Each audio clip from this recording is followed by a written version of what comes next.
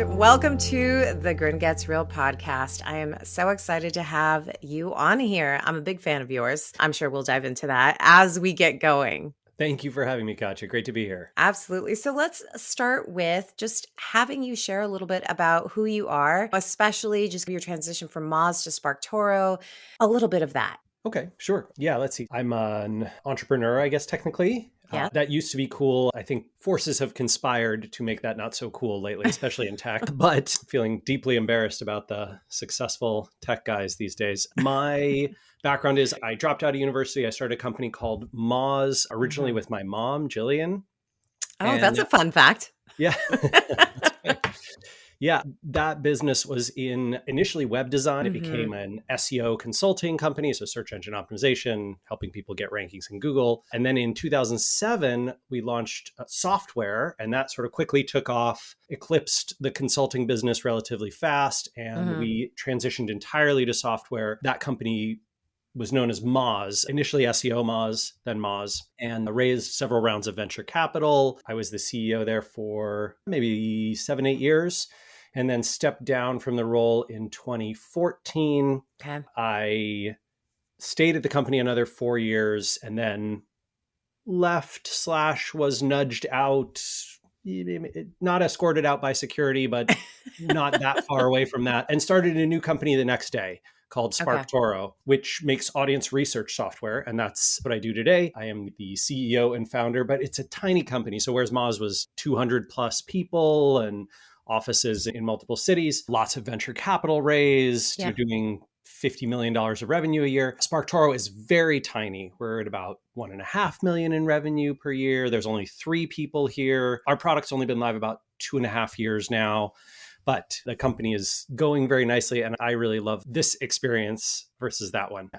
Yeah. And the reason that I wanted you to be able to share that is because you go from SEO to SparkToro, where we're really focused on like more of the audience side of things, which when we had like our pre-call beforehand, I was listening back to it and I'm like, oh, this is really juicy. I think that a lot of marketers think they know who they want to market to. There's this customer we want to buy, and it's really getting to know who the audience is that your brand is trying to reach.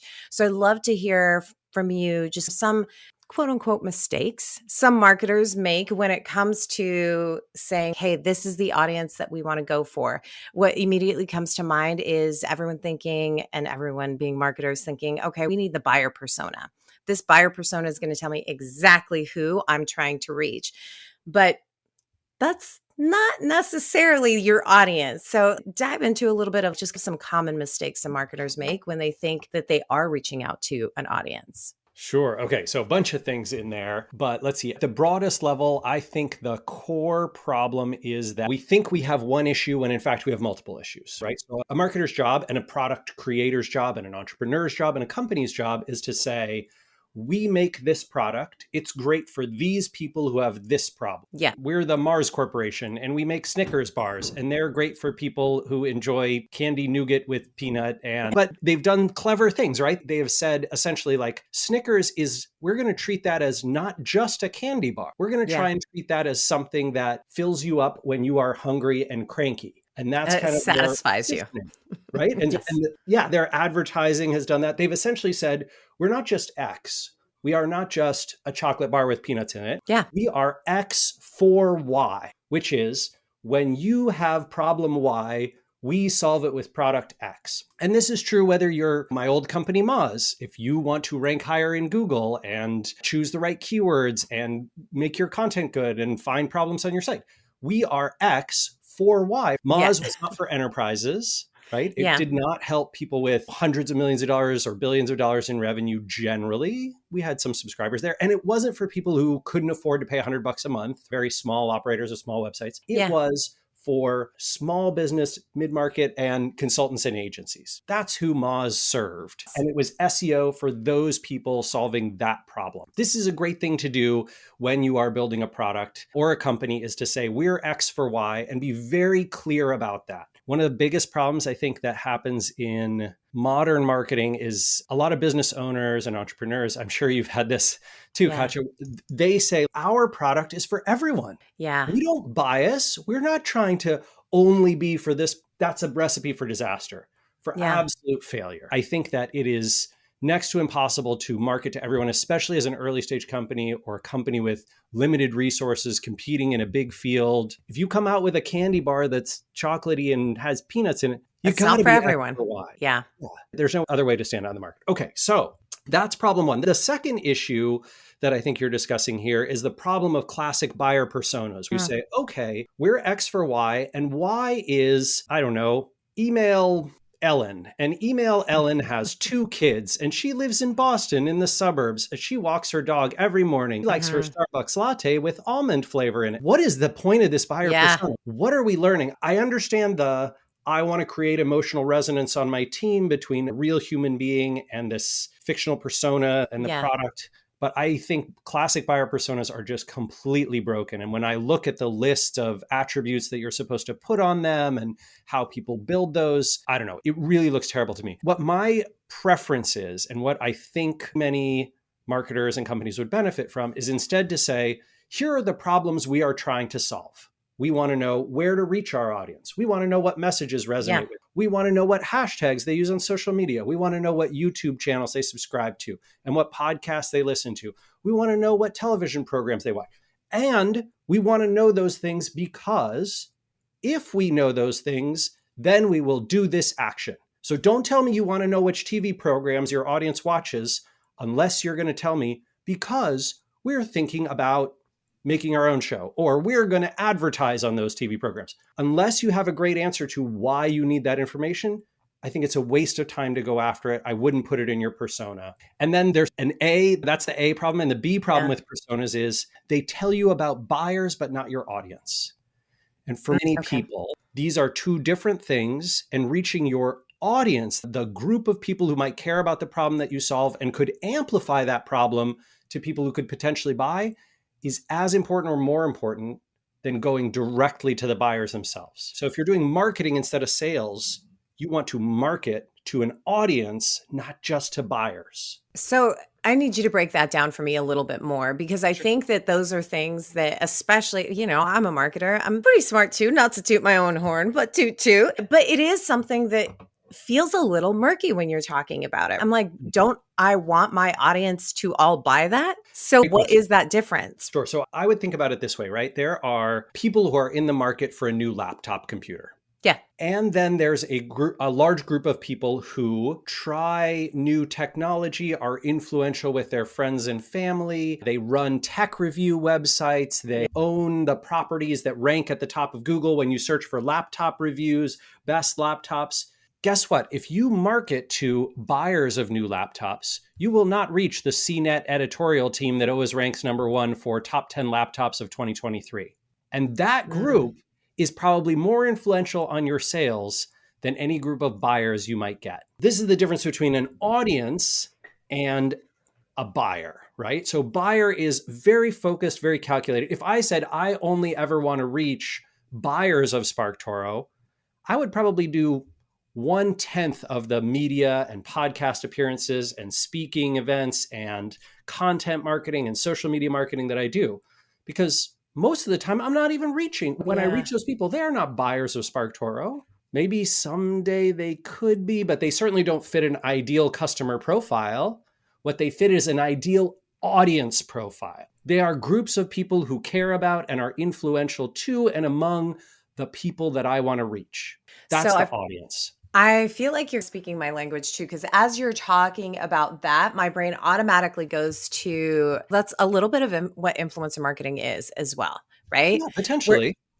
And walk with me here on this. Okay. So what you're talking about in the audience for influencer marketing, that's what you're seeking when you are looking for that particular influencer. You're not necessarily trying to get them to sell to everybody, but you're really paying that influencer through product or commission or whatever the form of payment is for their audience to be able to to listen to what it is that they're saying in a kind of one to many, where I feel like what you're describing is like audience many to one Does that make sense? Like audience to buyer is like many to one, where influencers also like one to many, but eventually gets to the one as well too. So I feel like there's such a close correlation to that. Do you then suggest that marketers come up with an audience persona then as well too, along with the buyer persona? So how do Yes. I develop my audience persona? Because I always feel like that's that next question. Yeah, this is exactly what we write about. Amanda Natividad, who's my colleague here at SparkToro, she's our VP of marketing. And she wrote this great, I think it started as a Twitter thread, and then she turned it into a blog post, and then she turned it into an entire presentation and gave that talk, I think at Content Marketing World and Ad World and a couple other places, about why you need audience personas, not just buyer personas. And you can find that blog, if you search for audience personas, SparkToro, or audience personas, not buyer personas, or whatever, you'll find her content around that.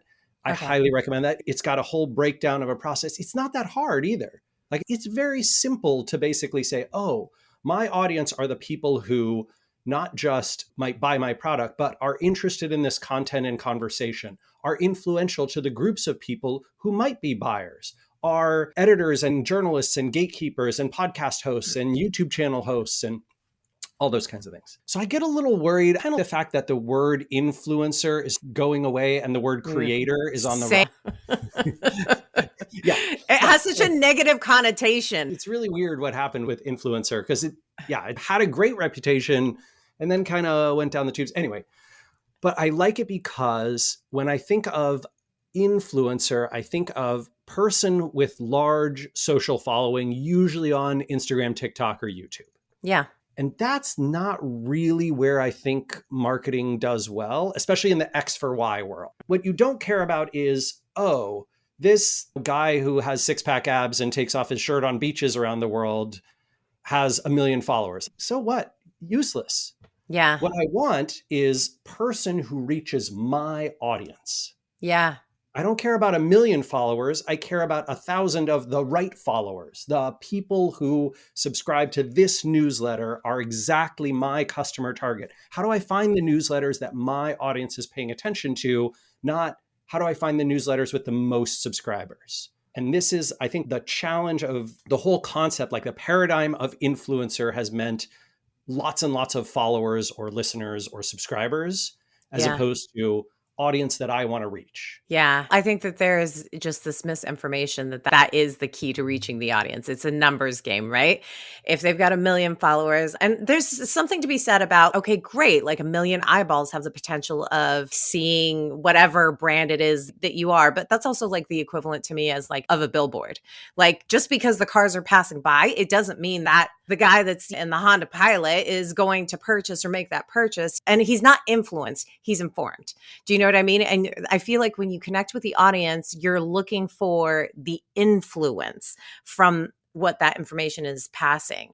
Okay, so we've talked about really that difference between buyer and audience. As a marketer, what tools do I have at my fingertips? Where can I find a little bit more information about the audience I'm trying to reach? Am I looking at Google Analytics? Am I asking my customers? Where am I finding it? Give me the tea.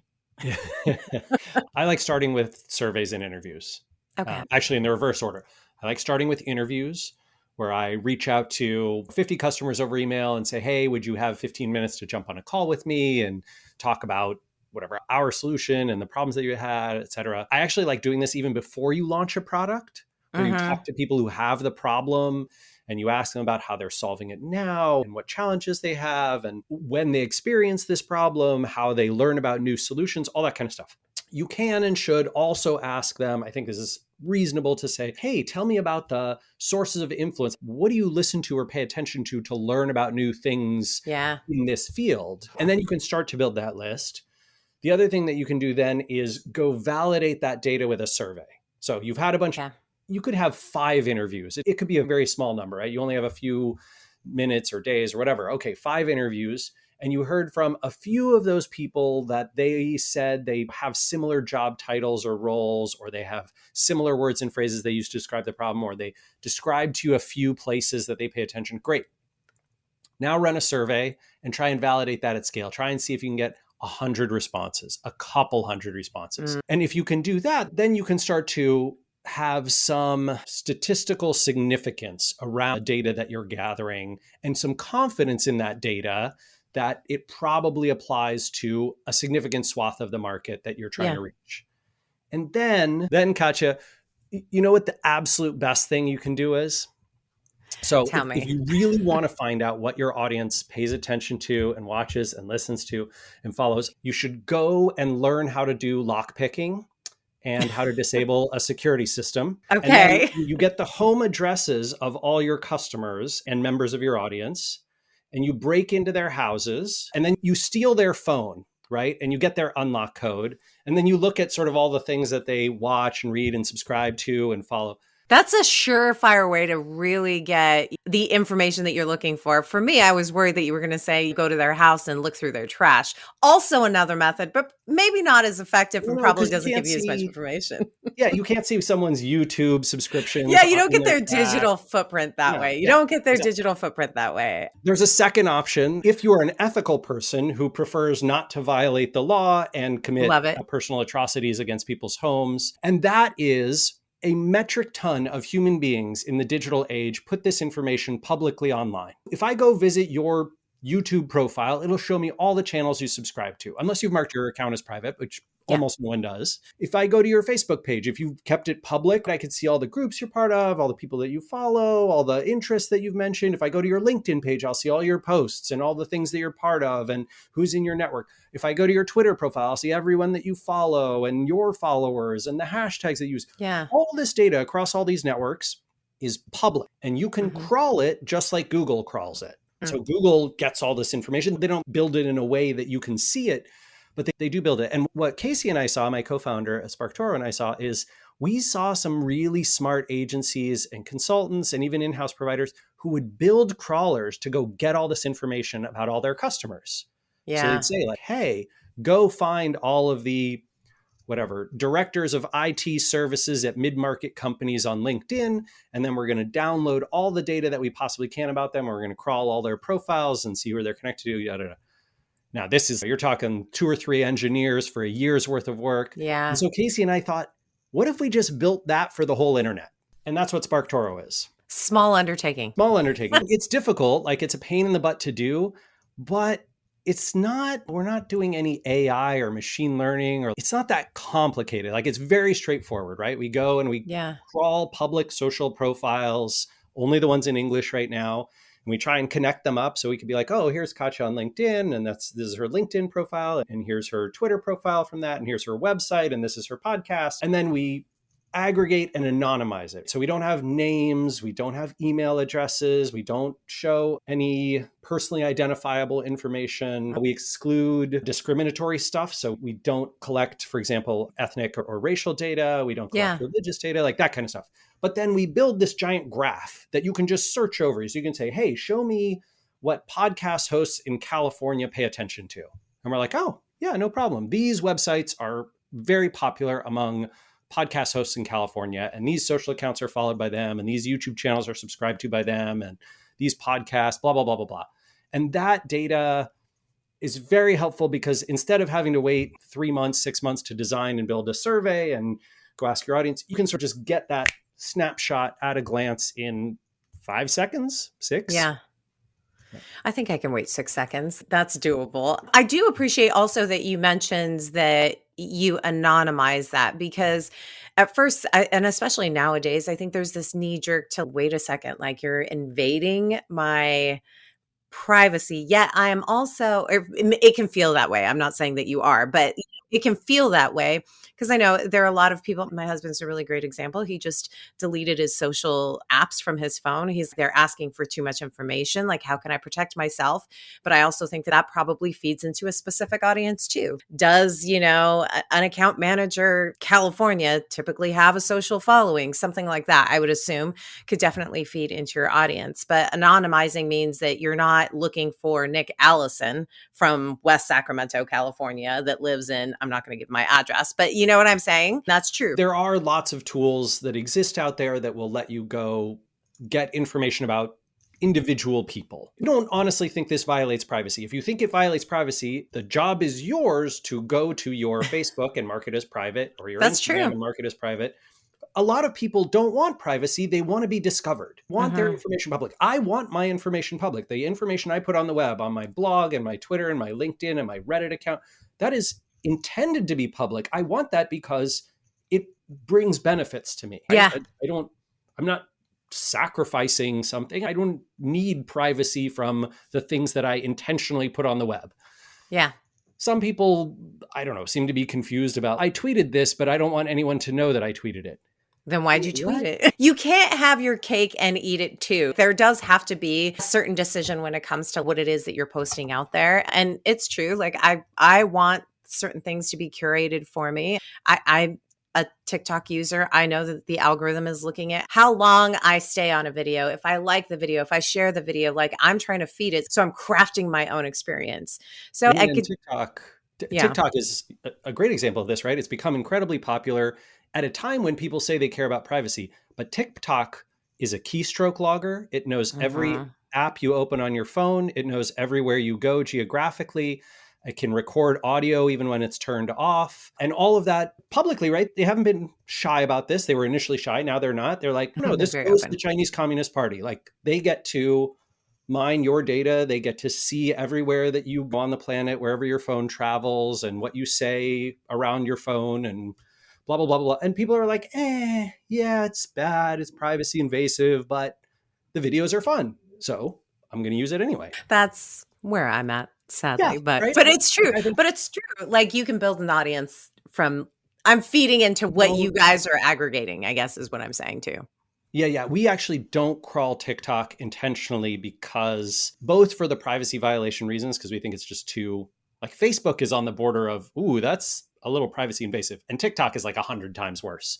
So we stay away from TikTok. And also, you probably saw that Congress introduced a bill to ban TikTok in the United States. And it wouldn't surprise me if that passes sometime in the next few years because, yeah, I think TikTok is a high risk. Interesting.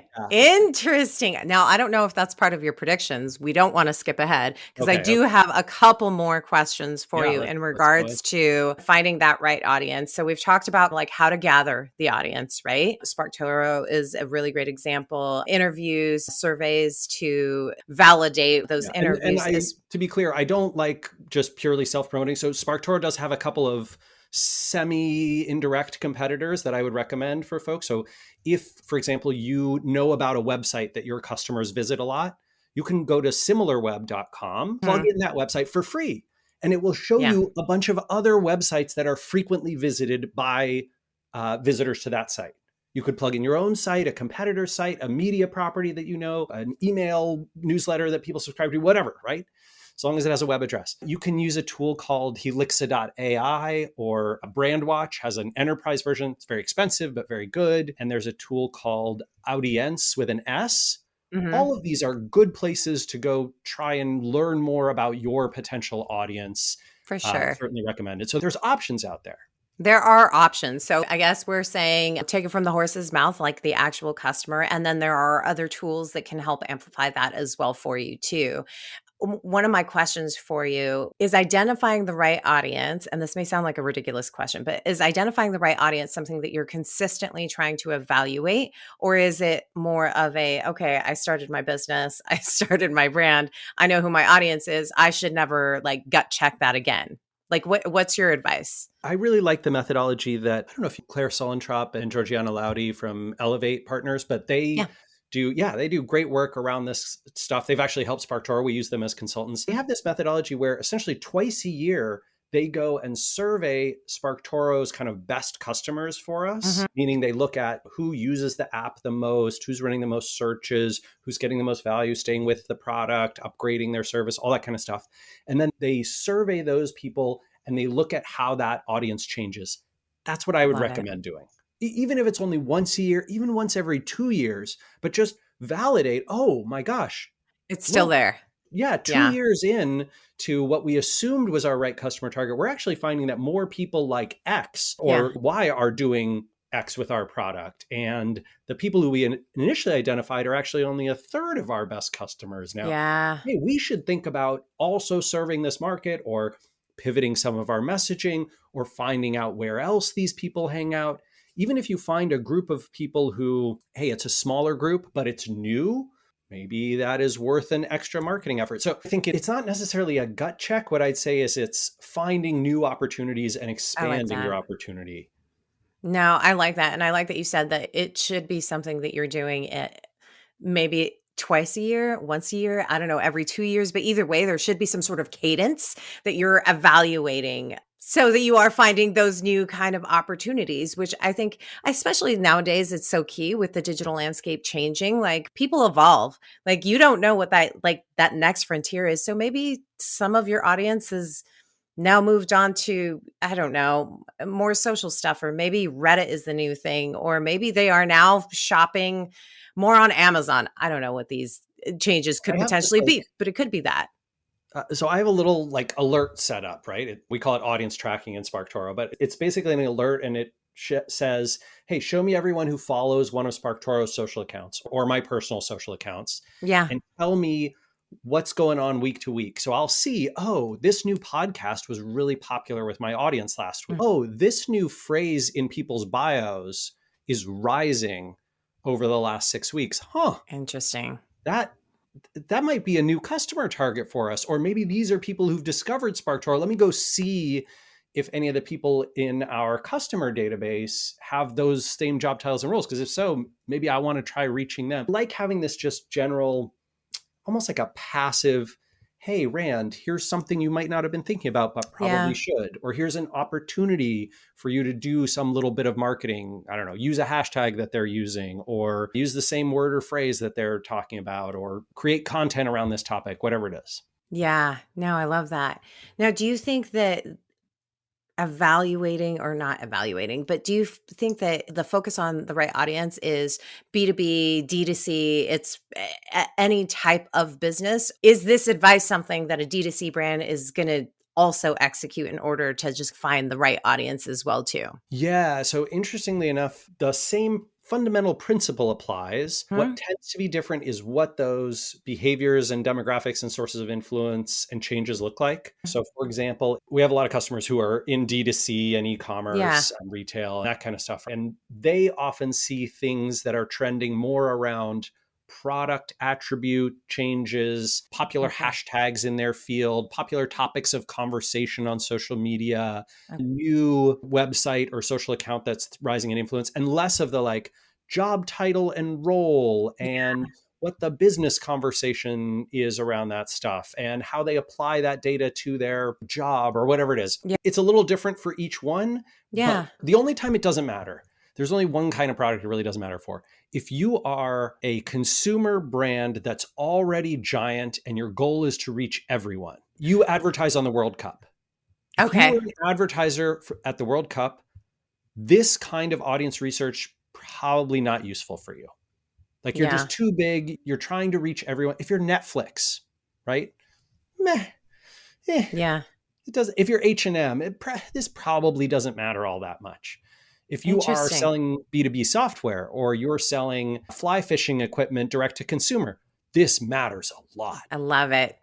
I love this breakdown of audience. I don't think that we talk about it enough as marketers because it is that focus on just the buyer persona. We hear it all the time. And I'm always trying to push people to fish where the fish are is the analogy that I always like to use as well too. Better to work smarter, not harder, not be spinning your wheels. I'm just throwing all the analogies out there all at once, all in one statement.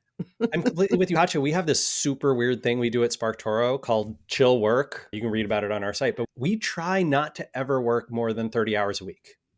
Oh, I That's like our that chill goal, work. right? Yeah. Keep it chill and only do the things that really matter. And so Mhm. instead of saying, hey, we're going to make up for bad decisions with very work and long hours, we're like, Yeah. no, let's do less work, but make better decisions about where to put that work. Yeah. Get hyper focused. Get Yeah. hyper focused. If we all need to adopt that. Yeah. We're coming to the prediction time. I know I felt like we were alluding to some sort of predictions earlier, but this is the time. I would love to hear what you see changing just in digital marketing over maybe the next year or two. Oh, gosh. One trend that's been happening for the last couple of years and will certainly continue quite a bit is a move away from attribution and toward Mm. lift as the way that we measure things, right? So Attribution is almost entirely dead on the organic side of web marketing, right? Google no longer sends you the keywords that send traffic to your website. Facebook and Instagram block the referral URL, so you can't see who sent you traffic or which page it came from or which group or all that kind of stuff. In many cases, Google is not even sharing that the search someone to your site. A whole bunch of other organic channels, you just don't see what sent you the traffic. So you don't know for sure where that came from. And Google Analytics obviously is changing as well, trying to become more implied stuff. So just attribution in general on the organic side is dying or is dead. And this could mean one of two things. One, it means you are going to shift all your effort to paid, which is exactly what the big tech companies hope you do. Yeah. They hope you do no organic, no content marketing. Don't try and get on other people's podcasts. Don't try and participate in communities. Like, stop that. Just buy ads and pay us 99 cents for every dollar of margin that you make, please, because that's the only way they get growth. The other way to go is marketers are going to have to invest in all these organic channels in a serendipitous, belief-based way, and then measure the lift that comes from it. So, gosh, we did all these things, and then next quarter, we got a 20% lift. That probably was from those things that we did. We don't know exactly which ones. Yeah. But we can see the lift. Marketers hate this. Well, CMOs hate this. Because I know. I was just going to say, I feel like I was starting to have an internal knee jerk reaction to it, because attribution is something as marketers we're always chasing, right? And then we're held up again. We are held to this attribution. Whatever it is that I've done, show me the money, right? Show me what it brought in. How else am I going to know where to reinvest? So that's a spicy prediction. This is really great. I love the fact that 90% of marketers will not do it, because it means for the 10% of us who do, it's way less competitive and the ROI is way bigger, right? So if you are willing to invest in PR and media relations and comms and social media marketing and organic content and SEO and all these channels that will absolutely give you huge return, but you can't prove it, you will get incredible returns because nobody else is trying. Yeah. Especially in your field, nobody else is willing to make that commitment. Their CMOs and their CEOs are like, no, I want you to spend another $10,000 with Google so we can make $10,001. And you're like, oh, I can justify that. Yeah. Yep. I guess I'll do that instead. I find that boring and I don't want to give the big tech companies money. And I prefer 1,000% ROI instead of 0.01% ROI. Call me crazy. I really do feel like that is a spicy prediction and almost like its own podcast, because now I have 12 million questions about that. But we will save that for the future. I can't thank you enough for coming on here and just sharing your insights and having just really good conversation. I really appreciate it. Yeah, Katya, my pleasure. And happy to come back. I love it. I welcome you back anytime. Thank you again so much. My pleasure. Thanks for having me. Take care.